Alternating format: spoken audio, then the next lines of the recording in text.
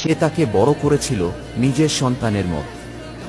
কিন্তু একদিন সেই সন্তানই তাকে ধ্বংস করল। ওকরা ছিল শুধু এক পোষা প্রাণী নয়, জেসিকার পুরো জীবন।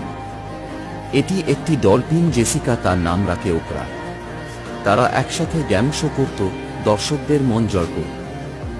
জেসিকা বিয়ে করেনি তার জন্য, ওকরা ছিল তার সন্তানের মতো, তার গর্ব। সে তাকে ভালো খাবার দিত, যত্ন করত, অনেক টাকা ব্যয় করত তার জন্য। কিন্তু হঠাৎ একদিন সেই ওকরা আক্রমণ করল জেসিকাকে। একটি মর্মান্তিক ট্র্যাজেডি ঘটল। জেসিকাকে হাসপাতালে নিয়ে যাওয়ার পর মারা যায়। জেসিকার মা বলছেন, জেসিকা 4 দিন নিউ ইয়র্কে ছিল, ফিরে আসার পরই এই ঘটনা ঘটল। 4 দিন না দেখার কারণে হয়তো এই ঘটনা ঘটাল। ডলফিন সাধারণত বন্ধুসুলভ ও বুদ্ধিমান প্রাণী, তবে তারা অনুভূতিশীল এবং কখনো কখনো চাপ বা পরিবর্তনে আচরণ বদলাতে পারে।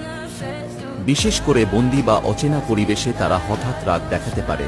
জেসিকার জীবন ও মৃত্যু আমাদের স্মরণ করিয়ে দেয়, প্রকৃতির নিয়মে সবকিছু চলে, আমাদের দরকার শ্রদ্ধা ও সতর্কতা।